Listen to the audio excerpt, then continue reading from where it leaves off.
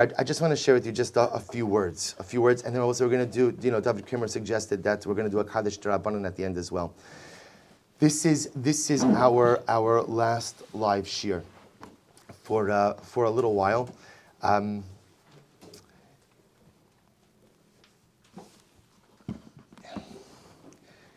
It's an incredibly difficult thing to close down the shul, and it's not a decision that was made lightly. So I'll tell you on a personal level. On a personal level, this shul is my life. I spend more time in this place than anywhere else, and this is the place that I come to connect to HaKadosh Baruch Hu. This is the place that I come to connect to Am Yisrael. This is the place that I come to teach Torah.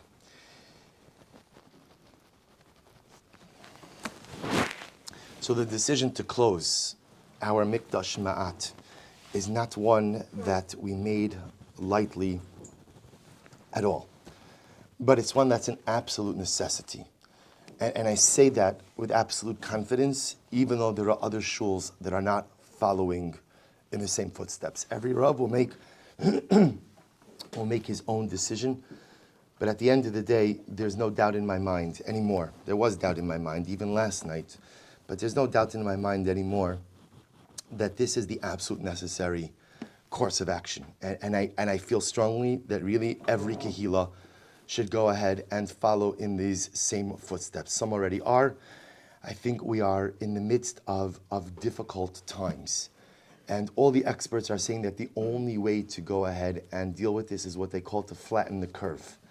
That if we stop the stem of this, then we could go ahead and potentially prevent us from becoming like Italy, from overrunning our health system, and mamish creating situations of acute pikuach nefesh. It's touched my heart that I've seen so many of you have reached out to me and made so many beautiful suggestions. We should continue this year. We'll only have 10 people here. And I want to tell you, there's not a suggestion that hasn't gone through my mind. But the only way for this mahalich to work is if it has to be an absolute approach. It has to be the moment that there are exceptions, and the moment that there is. For simchas, we'll figure out some modified term, because there are simchas, there are bar mitzvah boys who are prepared, there are ofruts, there are different things. So there has to be, obviously, some level. But at the end of the day, if we begin to make exceptions and we gather this and we gather that, it doesn't work. This is an eis lasos laHashem heifaru sarasecha. I'm not an alarmist person. I'm really not. Those of you who know me. And I'm not one who gets carried away with public sentiment if I feel that it's not MS. But I feel that this is MS. And even if for some reason it turns out that at the end of the day, our community is spared, and people will say, it was all for nothing, sometimes when it comes to Safek Pikuach Nefesh, you must err on the side of caution.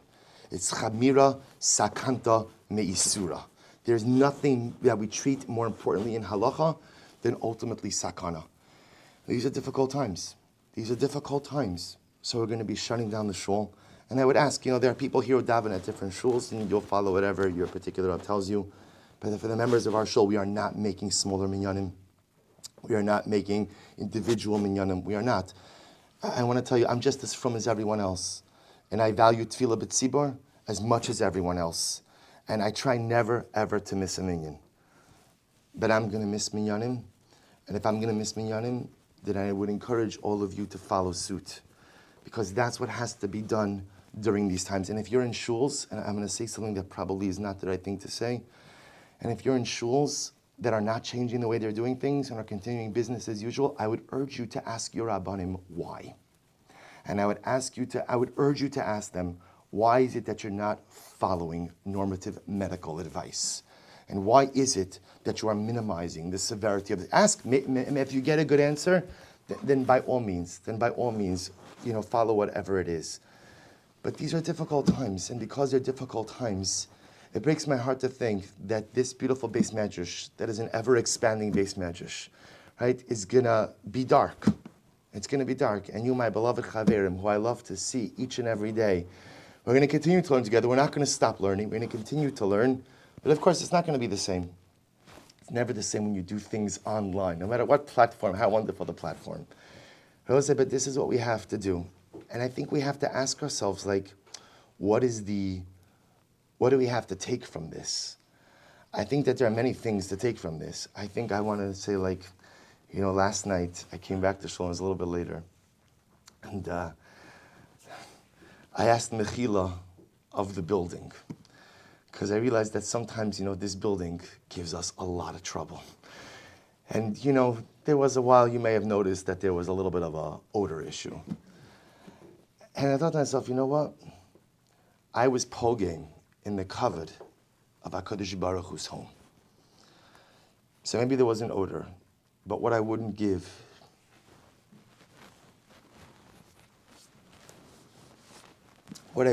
to be able to come to Mincha Ma'ariv tonight with whatever odor, or whatever problems, or whatever there is. And there's something exceptionally, existentially painful, that this is our connection to the Beis HaMikdash. This is what we have. We don't have a Beis HaMikdash. So in the absence of a Beis HaMikdash, this is what we have. And it's incredibly painful that we're going to be separated. It feels like the Churban is coming, like it's being more pronounced. At least when you have a shul, the loss of the Churban is somewhat mitigated. And now it's like another Churban. It's like another Churban. And it's true. Someone said that this, it reminds them of Chas v'Shalom, the Holocaust. And no, it's not. Baruch Hashem. The world is not coming to an end. And the sky is not falling. We are taking proactive measures to ensure the safety and security. We're not doing this, God forbid, because the end of the world is coming. We're doing this because if we take proactive steps now, we can save ourselves from something much more significant. But it hurts. And I think as we're away from our Mikdash Ma'at, we have to ask ourselves, did we treat HaKadosh Baruch Hu's home right? And I don't know if the answer to that is yes. I think sometimes we talk a bit too much, or on our cell phones a bit too much, and this is not a cell phone discussion or a talking discussion. But I think we have to ask ourselves, there's going to be like a shtickle gullus that's about to happen. Do we treat HaKadosh Baruch Hu's home right? Because we're going to come back, we're going to come back b'simcha. I think we have to come back with a newfound appreciation and just a newfound connection to our Mikdash Ma'at. But while we are away, a few things. Number one, don't change your schedule. The schedule for tomorrow morning is that Mesilas Hashem will be at 5:45 a.m. Daf Yomi will Emirat Hashem be at 5:55 a.m. And we're going to have davening. Don't break your schedule. Don't break your schedule. We're going to be streaming live. We'll figure out the platform, whether it's whatever we're going to do. Maishi and Jeremy are on this. It's going to be just like we're together. You'll still even hear the coughing and the sneezing. We're going to put that in there. We'll put that in there. He'll say, don't break your schedule. Because if you think now, okay, nobody wants to say it, but wow, I could sleep a little bit. But I'll say, you can't stop the regilus. You can't break the schedule. Because I want to tell you something. The moment you break the schedule, when we're back here, whether it's a week from now or 2 weeks from now or whenever it is, you're not going to come back. If you break the schedule, you won't come back. And the way we keep our chevrashaft and the way we keep our togetherness is by keeping to the schedule. Don't break the rhythm. Shir will continue as it always has with the time. The only thing that may happen is it may get earlier. It may get earlier. That's the only thing that may happen. But I will say we're not relaxing the standards and we're not relaxing the schedule. Business must, our avodas Hashem must continue as is. And there's one other piece. It struck me.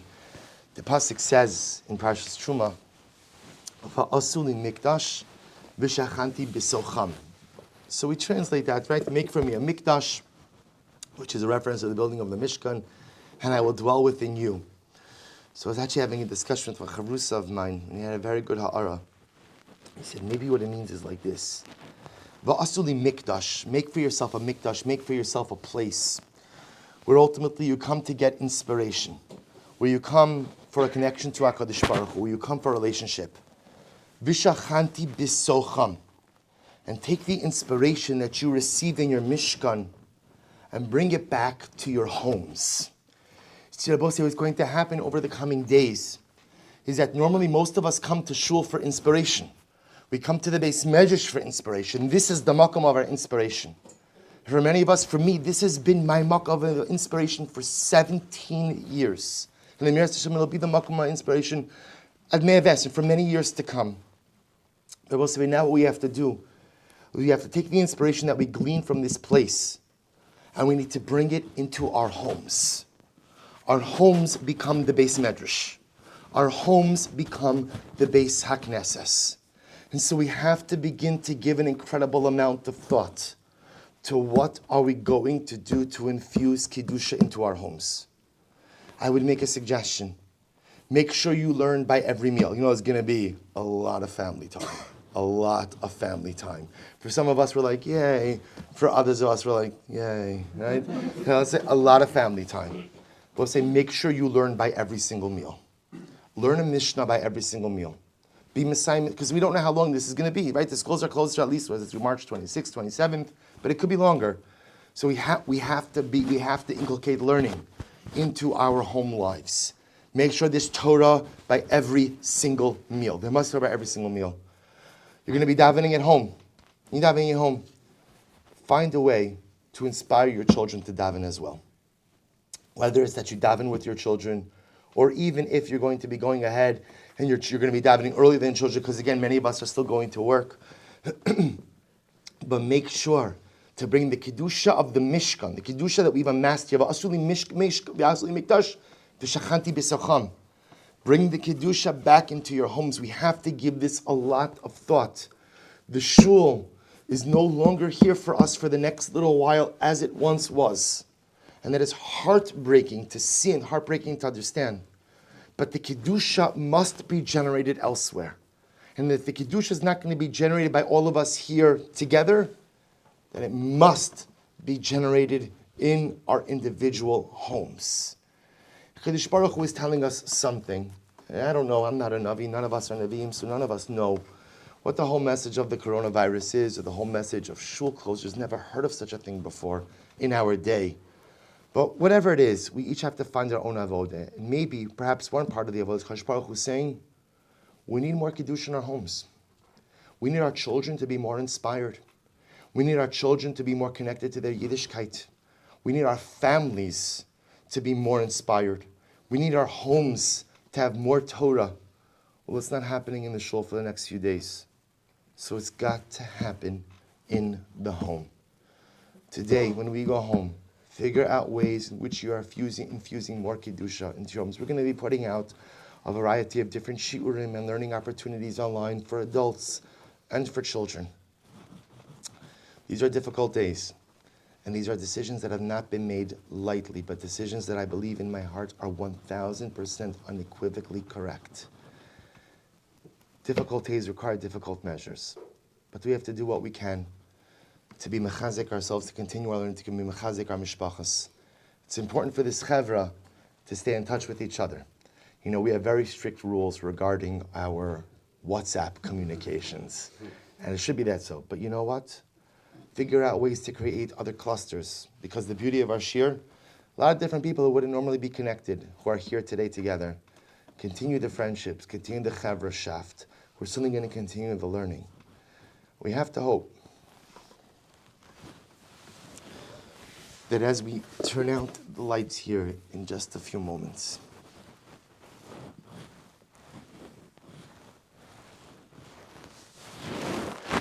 as we turn out the lights in our beautiful Mikdash, in our beautiful Beis HaKnesses, if the lights here are going to be extinguished, then the lights of our homes, and the lights of our hearts, and the lights of our souls must burn even brighter.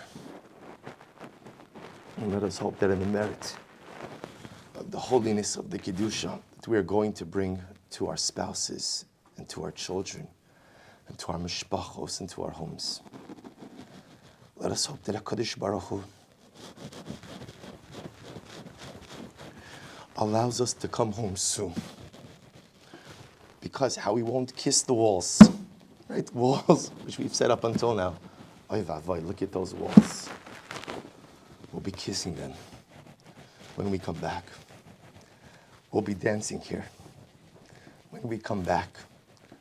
But as the lights grow dim here, may the lights grow even stronger and more luminescent in all the other areas of our lives.